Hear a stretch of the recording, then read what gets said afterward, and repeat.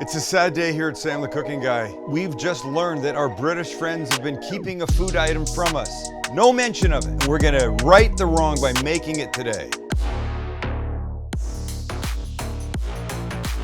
What I'm talking about is something called a battered sausage. Never knew it existed. Had to come across it on my own. Oh no, we got plenty of audience over there in the UK. You think somebody would take a second to go, "Oh mate, you've not had this thing that we love, we get the Chippies." It's a fish and chip shop. Battered sausage. And then I thought, okay, if we're gonna make a battered sausage, you gotta have chips to go with it. It'd be French fries for, people in the West. So if you got French fries, chips, you got a battered sausage, one of the other things you can get at a chip shop is a little beef and onion pie.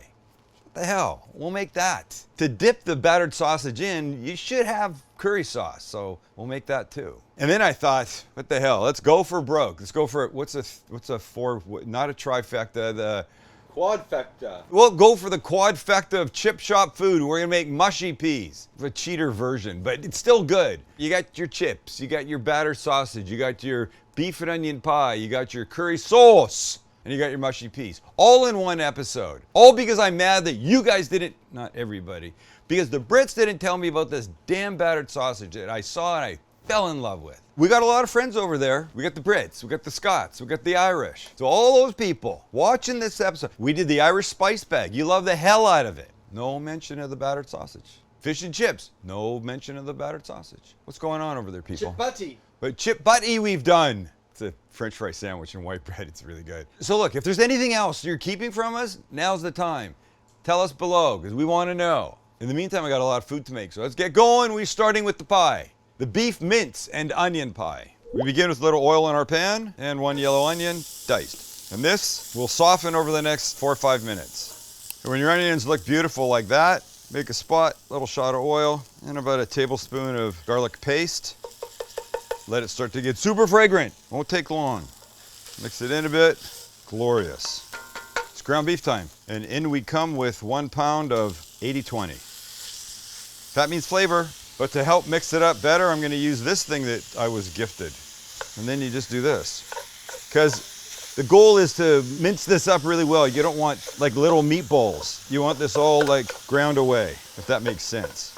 Let it cook, get a little brown, continue to do that. You want it all homogeneous, if that's the right word. It's probably not. Next step, we're gonna add some fresh thyme. If you had dried, that would be okay. I'm gonna put about a teaspoon of the fresh thyme in. If you only had dried, that would equate to about a half a teaspoon. Use about a half as much of the dried as you would fresh. And I'm not sure if this is traditional. It probably isn't, but it's gonna be good flavor, so just go with me.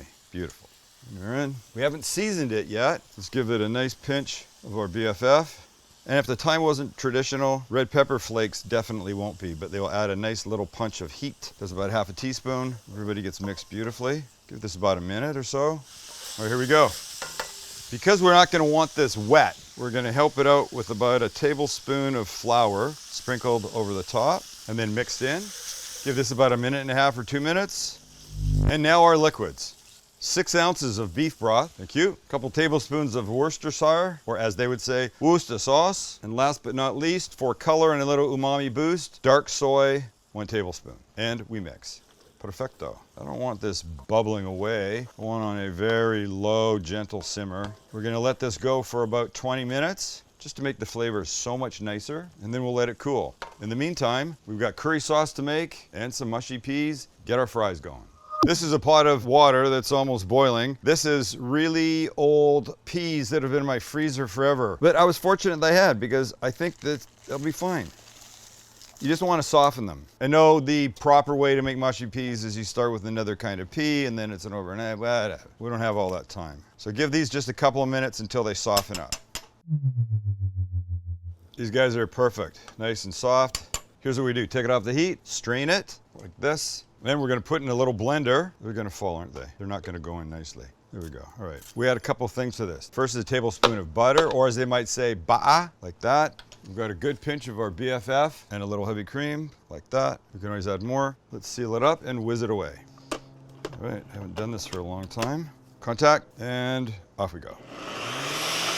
All right, now I'm pissed off. Because the thing about mushy peas is you want them mostly mushy, but with little bits. But the problem here is you can see what's happening. Maybe I should have used something else. Let me try again. Nope. That's the color you want, but you don't want them. You want them a little more liquidy than that, but not too much. Back we go. Well, this is not working. We're getting pretty close. Let me see. I have a little broth. I've got a little stock for my curry sauce. Let's try that. Okay. I think I got it. That is about as gorgeous as you could get. All right, I'm just gonna put these guys off to the side. I'll warm them up when we need them, but right now, it's curry sauce time. Our curry sauce begins with melting butter. Get a nice little roux here. As soon as these guys are mostly melted, we're gonna add two things. Let's go for it now. The first is 2 tablespoons of flour. All right, that's great. And a tablespoon of curry powder that will look like this. And just mix that nicely. And after about a minute, when the curry and the butter and the flour are all nicely mixed, we'll start adding some chicken stock. I have about 1.5 cups here. We'll add till we get a nice thickness, which clearly is not that. But you want to add little by little to ensure it's not lumpy, just like that. Look, the proper chip shop curry sauce is a much more complicated beast. This is my quick, easy version, and I'm always happy with it. And I'm telling you right now, our battered sausage in this is gonna be fabuloso. It's pretty good. I'm gonna add a little bit more because it's gonna thicken a bit. All right, 2 things I like to add. One is a little splash of soy, light soy, and the other, about 1/2 tablespoon of honey, maybe that. And we mix, we take it off the heat, we check our thickness. I think a little bit more. It's gonna thicken as it sits, and we're gonna heat it back up again when we want it. So that's looking nice. Maybe a little taste. See how we've done.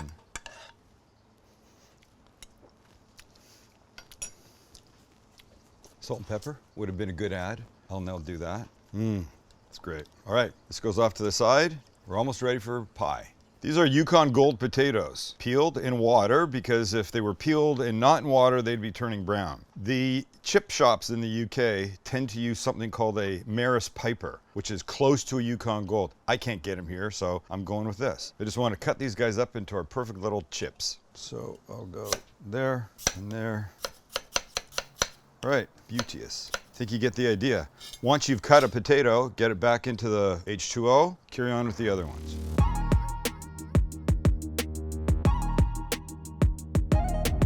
When all your potatoes are done, you can put them in a towel like this to dry them off because, well, I'll just say the first part. Oil and water, ... And when you got them dry, over you go to the fryer. And they go to the basket. We're gonna double fry these. This first fry will be at about 335 degrees, and down they go. We want just a hint of color on this. A hint of color, that's all. This is probably 3-4 minutes. That's looking nice.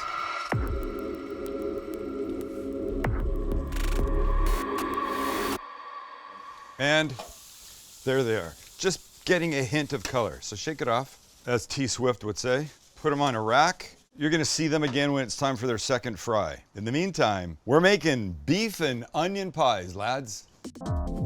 That is store-bought pastry dough. Fine, I'm cheating. Go ahead, make your own short crust. I could do it, I just don't want to. I'm doing too much other stuff. And this is gonna be the bottom and the top of our beef and onion pies. So little flour, gently open her up. Okay, more here.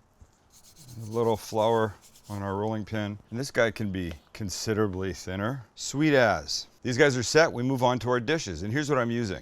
These guys. I was looking for those little foil pie tins, but you just can't find them. So I'm using this and it's gonna work. But we have to give it a little butter. If the pie sticks, all is lost. A little butter inside, and we wipe all the way around. Top edge as well. And repeat. Perfect. I think you know what's next. Our bottom crust goes in. Now you want to be gentle here. Fit it beautifully down inside into the corners. And the little bit of extra like this, just squeeze it. That's okay. I mean, I could snip that out, but I like pie dough. I just don't want this little air pocket that's here, so get rid of that. Repeat with the other two. And if you find you've developed a little tear at the bottom like this, and get a piece of the extra dough that you trimmed off and make a patch. It's that simple. It's especially good because it's on the bottom. Who's gonna see that? Now we fill. We come in with this glorious ground beef and the onion. I had a taste of that. It is so good. And away you go. Let's make sure everybody gets some first. This will make 1 8-inch large one or 3 or 4 of these little guys. I like a full pie, so be generous. Yeah, I think you're for sure getting 4 of these. Now we need our tops. Next up is 1 egg beaten, It's gonna help be glue for us. And then just a little bit of egg around this little edge here. It'll help the rest of the dough stick. We put our lids on. Just crimping, crimping, crimping, crimping, nicely all the way around. Look, pastry 101 is not my thing. I'm okay with these being a little rustic, which means not perfect. And we're done. Last thing is a little bit more egg wash on the top. It's gonna make a pretty golden topping crust. Voila, 2 little holes in the top, let the steam come out, and we're set. On a little baking sheet, my oven is at 350 degrees, and off they go for 40 to 45 minutes, or until gorgeous. And there they are. Those are glorious. They're uncooked. These are pork garlic sausages.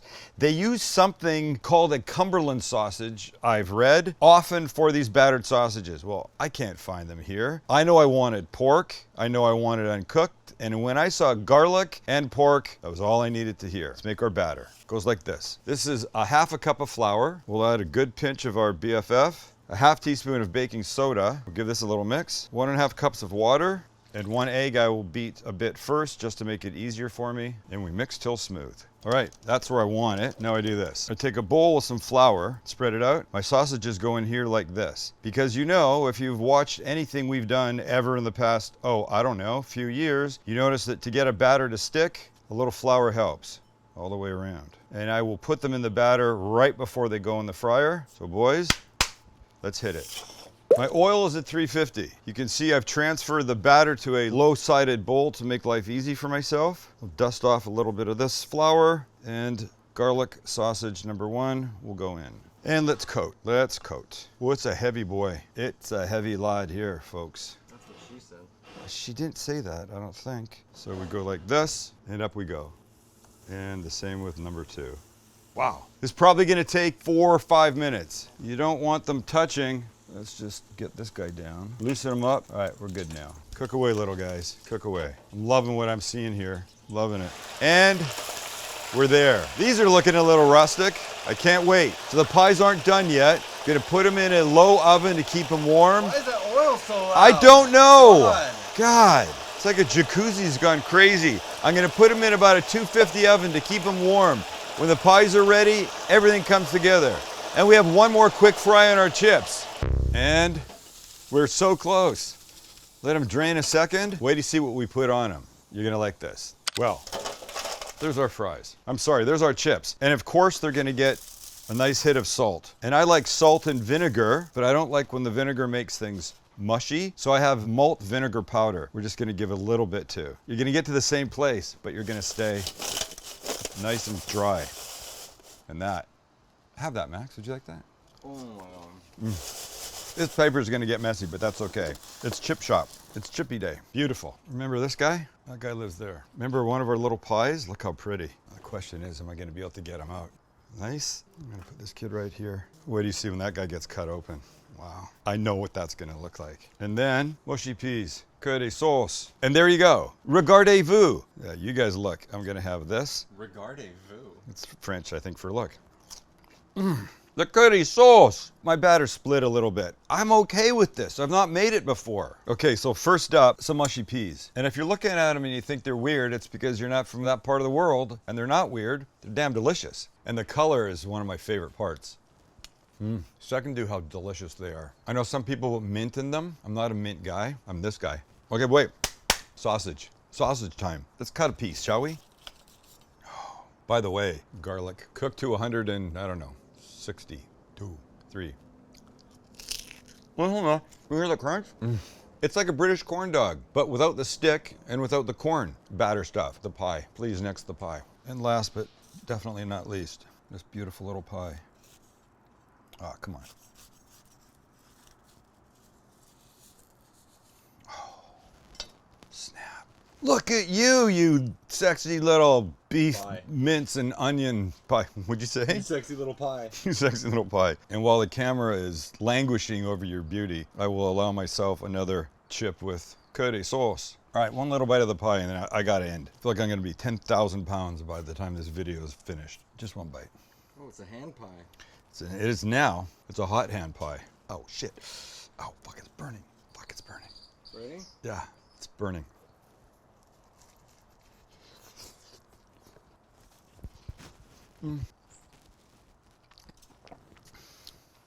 It's one of the greatest things I've ever eaten. I'm telling you, it's rich, it's delicious. That little red pepper flake is everything. I get a tiny bit of that thyme, and that soy just adds that umami gorgeousness. And because it was dark soy, it darkened up the color a little bit. Oh, come on. Today's been too good, too good. I do want to come over there and actually have all this, have somebody go to a proper chippy and have all this done. But if you can't, you can do this. Recipes below. Hit the like button. If you haven't subscribed to us, subscribe to us. And to all our friends over there, you guys know what you're doing.